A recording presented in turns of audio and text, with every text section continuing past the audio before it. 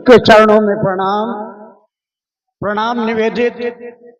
इस कालखंड के प्रथम शिव शिष्य वरेण्य गुरु भ्राता साहब श्री हरिंद्रानंद जी प्रणाम सादर निमंत्रित। इस कालखंड की प्रथम शिव शिष्या हम सबों की शक्ति स्वरूपा दीदी नीलम आनंद के चरणों में प्रणाम सादर प्रणाम। चतरा की इस पावन धरती पर आए हुए आप तमाम भाई बहनों के चरणों में आपके प्रति हम अपनी कृतज्ञता प्रदर्शित करते हैं। पूर्व में भी वरेण्य गुरु भ्राता के साथ यहाँ आने का सौभाग्य मिला और पुनः आपने कृपा पूर्वक मुझको अपने गुरु महादेव और साहब दीदी के संकल्प को आप तक पहुंचाने के लिए जो आपने मुझको मौका दिया है, इसके लिए मैं अपनी कृतज्ञता ही प्रकट कर सकता हूं और आपके लिए अपने गुरु से यही याचना करूंगा कि विश्व के प्रत्येक मानव के दिलों में शिव की शिष्यता का दिया जले, सभी का जीवन शिवमय हो, मंगलमय हो, सुखमय हो। तो मेरे लिए बड़ा सुंदर ये विषय मिला है, शिव की शिष्यता, उद्गम, व्याप्ति और प्रयोजन। यह शिव गुरु की शिष्यता क्यों इस धरती पर आई, व्याप्ति, इसका विस्तार कैसे हुआ, कितना हुआ, कितने लोगों ने शिव को गुरु माना और इसका प्रयोजन, इसका उद्देश्य क्या है। उद्घोषक महोदय ने बड़ा सुंदर ही कहा, तौ तत्वम न जानामि कीदृशो असि महेश्वर जादृशाय महादेवा तादृशाय नमो। नहीं जानता हूं कि हे महादेव, हे महेश्वर, आप कहाँ हो, क्या हो, कैसे हो, गोरे हो, काले हो, नाटे हो, पढ़े लिखे हो, अनपढ़ हो, मैं नहीं जानता हूं। फिर कहता है कि जादृशाय महादेवा, हे महादेव आप जैसे हैं आपको प्रणाम। पहले कहा गया महेश्वर, महाईश्वर, मानो उससे बड़ा कोई है ही नहीं। और दूसरी पंक्ति में कहा गया महादेव। महादेव का मतलब उससे बड़ा कोई दानी नहीं है, उससे बड़ा कोई ज्ञानी नहीं है, वो हर चीज में महान है। वो महागुरु है, महाकाल है, महेश्वर है, महामृत्युंजय, औघड़ेश्वर है, कपालेश्वर है, क्या नहीं है। तो तुम जो हो, जैसे हो, हम नहीं जानते हैं, हम इतने जानते हैं क्या, आपको प्रणाम जिस रूप में हो। तो ये स्वीकारोक्ति कि मैं नहीं जानता हूं, उपनिषद कहता है कि जो कहता है कि मैं जानता हूं वो कुछ नहीं जानता है। जानता वही है जो जानता है कि मैं कुछ नहीं जानता हूं। और इसीलिए साहब श्री हरिंद्रानंद जी ने एक पुस्तक लिखी, आओ चलें शिव की ओर। और उस पुस्तक को छप के जब आने के बाद उन्होंने कहा कि आध्यात्म से जुड़ी हुई जितनी भी बातें हैं उन सबों का संकलन गुरु की दया से इस पुस्तक में हुआ है। और अगर मेरे पास पैसा होता तो मैं सोने के जिल्द में इस पुस्तक को मढ़वा के लोगों को देता। हम आपसे करबद्ध प्रार्थना करेंगे, हाथ जोड़ के विनती करेंगे कि उस पुस्तक को जरूर पढ़िएगा। और खास करके उसका जो 21वां आलेख है, आओ चलें शिव की ओर, उसमें उन्होंने अपने बारे में कहा कि मेरे अंदर जिज्ञासा थी जानने की कि मेरे दादा क्यों मर गए, ये फूल खिलते हैं तो मुरझाते क्यों हैं, आदमी धरती पर आता है कहाँ चला जाता है मर के, ये जिज्ञासा थी। यानी वो कह रहे थे कि मैं कुछ नहीं जानता हूं। पता नहीं कितनी शताब्दियां बीत गई, इतिहास के पन्नों पर आता है कि 7 ऐसी संस्कृतियां धरती पर आई जो मिट्टी में मिल गई, लेकिन हमारी जो भारतवर्ष की आध्यात्मिक धारा है, जिसके आदि अंत का पता नहीं है, उस धारा का जो सबसे मूल्यवान हीरा है, जो अपने ही प्रकाश से प्रकाशित है, वह है जगत गुरु भगवान शिव और उनकी शिष्यता। आओ चलें। शिष्यानुभूति नामक पुस्तक में साहब ने लिखा कि जब हम भारत के इस आध्यात्मिक इतिहास का सिंहावलोकन करते हैं, मुड़ के देखते हैं, तो पता चलता है कि पता नहीं कब से कहा जा रहा है कि शिव ही आदि गुरु हैं, शिव ही गुरुओं के गुरु हैं, शिव ही गुराधिपति हैं और वो जगत के गुरु हैं। इस रूप में उनकी प्रशंसा की जाती रही। हमारे 4 वेद, 108 उपनिषद, 18 पुराण, महाभारत, वाल्मीकि रामायण, रामचरितमानस और बहुत सारी पुस्तकें। आपको एक चीज आपको हर जगह मिलेगी, क्या? गुरु नाम गुरुवे नमः। किसको कहा गया? महादेव को कहा गया। जगत गुरु नमस्तुभ्यं शिवाय शिवदाय च योगेंद्र नाम योगेंद्र। गुरु नाम गुरुवे नमः किसको कहा गया? महादेव को कहा। तुम त्रिभुवन गुरु वेद बखाना किसके द्वारा कहा गया? घर घर में पढ़े जाने वाली पुस्तक रामचरितमानस के रचयिता तुलसीदास जी ने किसके मुंह से कहवाया? तो मां पार्वती के मुंह से, जिन्होंने कहा था जन्म जन्म यही रगड़ हमारी, अब बरो शंभु नहीं तो रहो कुमारी। वो कह रही हैं कि हे महादेव, तुम त्रिभुवन गुरु में, मामूली हस्ती नहीं बोल रही है, मां भगवती बोल रही है, क्या तुम त्रिभुवन गुरु वेद।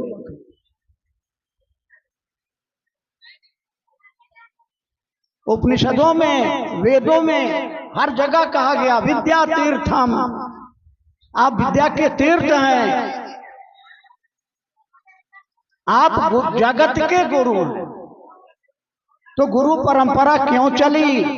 इसके पीछे गुरु है तो शिष्य भी होगा, बिना शिष्य के गुरु नहीं, गुरु के बिना शिष्य नहीं। तो क्या उद्देश्य था? तो कहा गया गुरु। तो किताबों में तो गुरु का माने कहेगा लोग कि गु माने अंधकार और रू माने प्रकाश, जो आपको अंधकार से प्रकाश में ले जाए। ठीक कहा। क्या अंधकार है? क्या ज्ञान है? मैं दर्शन शास्त्र का विद्यार्थी रहा, 39 वर्षों तक पढ़ाया, देवघर कॉलेज से रिटायर किए, dean faculty of humanities, head of department. तो पढ़ा, क्या पढ़ा? अरे हमारे जीवन के समस्त दुखों का एकमात्र कारण है अज्ञान। और वो अज्ञान क्या है? स्वयं को नहीं जानना और इस जगत को नहीं जानना। आप कौन हैं? आप कौन हैं? आपसे एक कहानी आती है।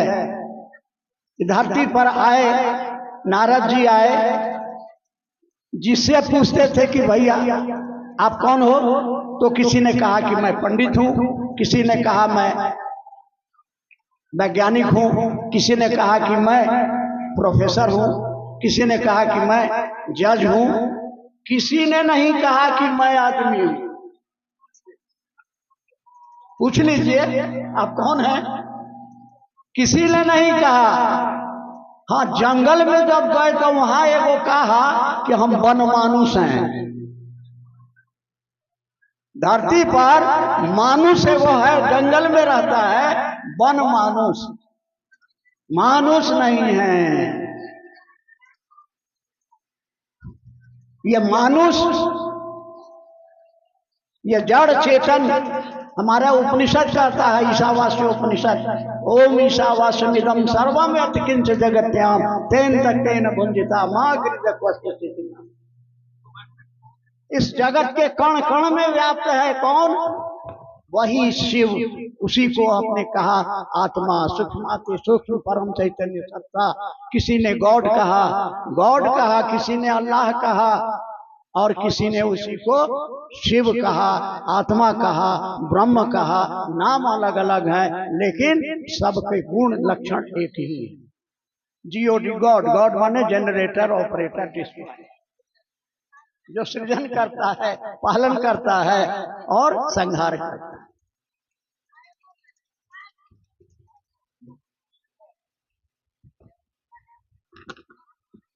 वह अंधकार से प्रकाश की ओर ले जाता है। यानी आपके जीवन में जो दुख है, जो कष्ट है, आंख के सामने में इच्छाएं, आशाएं ध्वंस हो जाती हैं, अरमान धराशायी, हाय और हाहाकार का झंझावट नष्ट कर देता है। कल जीना चाहते हैं मर जाते हैं, मरना चाहते हैं मौत नहीं आती है। ऐसी स्थिति में हम कहाँ जाएं, कहाँ जाएं?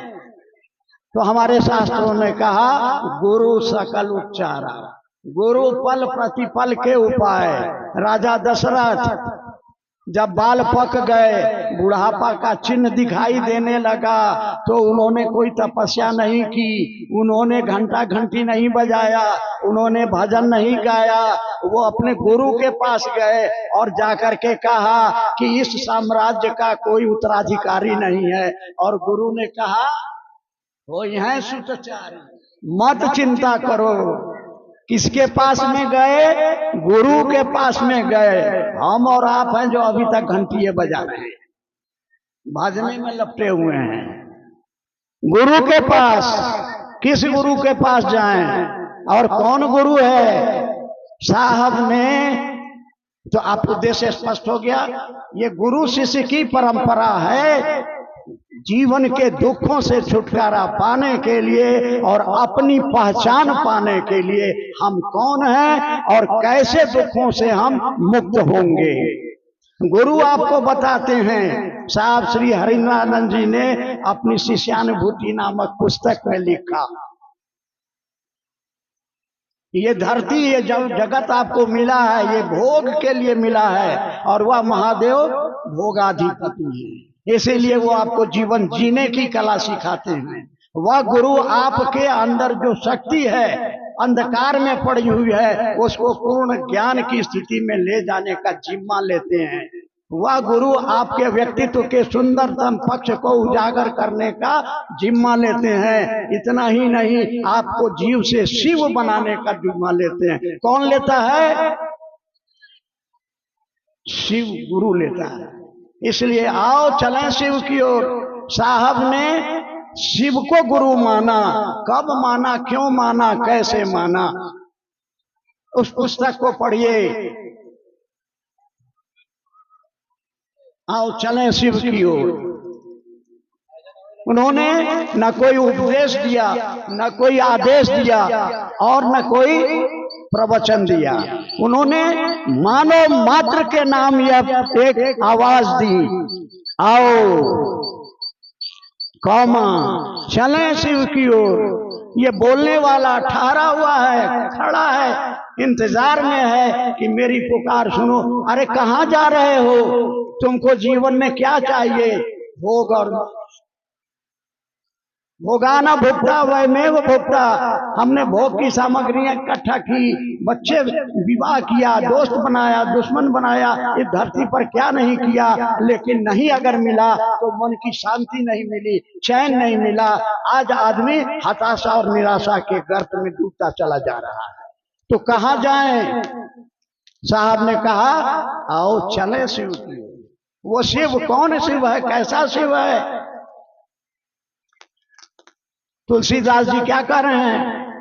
श्रद्धावान लभते ज्ञान। लेकिन साहब ने कहा नहीं है आपके अंदर कोई श्रद्धा, नहीं है कोई विश्वास, आइए शिव के पास। उसका दर खुला हुआ है। धरती का एक एक आदमी, चाहे किसी जात का हो, किसी धर्म का हो, वो शिव को अपना गुरु मान सकता है। उन्होंने कहा कि मैंने जांचा है, आप भी जांच लीजिए। मैं जब वो मेरे विद्यार्थी हुआ करते थे साहबगंज कॉलेज में, तो रोज हमको पकड़ के जबरदस्ती ले जाते थे। एक रात स्मशान, दूसरी रात गंगा किनारे और कब्रिस्तान। तो उनके अंदर की जो तड़प थी, जो प्यास थी, जो चाहत थी, वो एक ही थी जो आज आपके सामने में उनकी पुकार बनकर आई है, संकल्प बनकर के आई है कि धरती का एक एक आदमी कोई टूटे ना, कोई छूटे ना, शिव को अपना गुरु बनाए ताकि उसका जीवन शिवमय हो, मंगलमय हो, सुखमय होगा। कैसे होगा? तो उन्होंने 3 सूत्र दिया, जिसकी व्याख्या भाई सोमेंद्र जी से आपने सुनी। उनके अनुभव में आया, उन्होंने अनुभव में पाया। उन्होंने जो किताब लिखी उसमें उन्होंने कहा कि इस किताब का मूल्य क्या है? आपका शिव शिष्य होना, आपका शिव शिष्य बनना नहीं। क्योंकि सिनेमा में आप देखते हैं कि जो एक्टर होता है कभी चोर बनता है, कभी सिपाही बनता है, कभी मिनिस्टर बनता है, कभी साधु बन जाता है, लेकिन वो होता कुछ और है। तो हमको बनना नहीं है, हमको होना है। क्या होना है? शिव का शिष्य होना है। और इसीलिए यहाँ जितने हमारे गुरु भाई बहन बैठे हुए हैं, आप उनसे पूछिए कि आप कौन हैं? आप कौन हैं? देखिए, उत्तर आना चाहिए था, मैं शिव का शिष्य हूँ। मैं शिव शिष्य था नहीं, राम थे नहीं, सीता थी नहीं, वो हैं, आज भी हैं। वैसे ही यहाँ बैठा हुआ एक एक हमारा गुरु भाई गुरु बहन, उसके दिलो दिमाग में साहब ने कहा सोचो। क्या सोचो? हे शिव आप मेरे गुरु हैं। हे शिव आप मेरे गुरु हैं, मैं आपका शिष्य हूँ। कोई भूतकाल में नहीं बोल रहे हैं, हम बनेंगे नहीं बोल रहे हैं, हम क्या कह रहे हैं? मैं आपका शिष्य हूँ, आप मेरे गुरु हैं। लेकिन गुरु हैं का माने, गुरु का माने नहीं पूछते हैं। ये समझने की और समझाने की जरूरत है। क्या समझना है? गुरु की दुनिया में केवल और केवल शिष्य होता है, शिष्य की दुनिया में केवल और केवल गुरु होता है। वहां और किसी का उपयोग नहीं है। जैसे पारस पत्थर लोहे को ही सोना बनाता है, वैसे ही गुरु की दया शिष्य पर उतरती है, और शिष्य वही जो गुरु का आदेश माने। गुरु का आदेश मानने का माने टोटली अपने को सरेंडर कर देना, अपने को समर्पित कर देना। ये जो मंत्र मिला है नमः, नमः का माने क्या हुआ? समर्पित हो गया। दिन को रात कहोगे तो रात कहेंगे, और तुमको जो बात पसंद है वही बात कहेंगे। ये है समर्पण। साहब ने अपने 14 वर्षों की आध्यात्मिक साधना के क्रम में अनुभूति किया कि मैं जो पाना चाह रहा था मुझको नहीं मिला। आ गई ने पहली बात, अपने को अज्ञानी उन्हें समझा कि मैं जो चाह रहा था मुझको नहीं मिला। क्या चाह रहा था ये भी नहीं मालूम था, लेकिन कुछ चाह रहा था। वो स्वयं पढ़िएगा किताब में, क्या चाह रहा था ये नहीं मालूम था, लेकिन चाह रहा था। और जब सर उन्होंने माना, उनके मन में ये ख्याल आया गांगी स्मशान में कि सारे लोग कहते हैं कि गुरु भगवान होता है। तो घर में पिताजी से सुना करते थे कि भारतवर्ष के अध्यात्म में शिव को कहा जाता है भगवान, ईश्वर, आत्मा। पढ़ा था किताबों में, गुरुर ब्रह्मा गुरुर विष्णु गुरुर देवो महेश्वर, गुरु साक्षात पर ब्रह्म तस्मै श्री गुरुवे नमः। यानी सृजन पालन संहार, जनरेटर ऑपरेटर डिस्ट्रॉयर, जिसको कहा गया है बाइबल में, कहा गया कि वो सृजन करता है, पालन करता है, संहार करता है। उस ईश्वर ने अपनी सुंदरतम प्रकृति सृष्टि जो की है मनुष्य के रूप में। आपके कुरान शरीफ में कहा गया कि अल्लाह ने सोचा और मिट्टी से बनाया आदमी को, आग से बनाया फरिश्तों को। तो वो सृजन पालन और संहार करने वाला वही तो गुरु है। ये उनकी समझ में ये बात सुना उन्होंने। उनको किसी ने कहा नहीं कि शिव को गुरु बना लो, उनके मन में ये ख्याल आया। क्या ख्याल आया?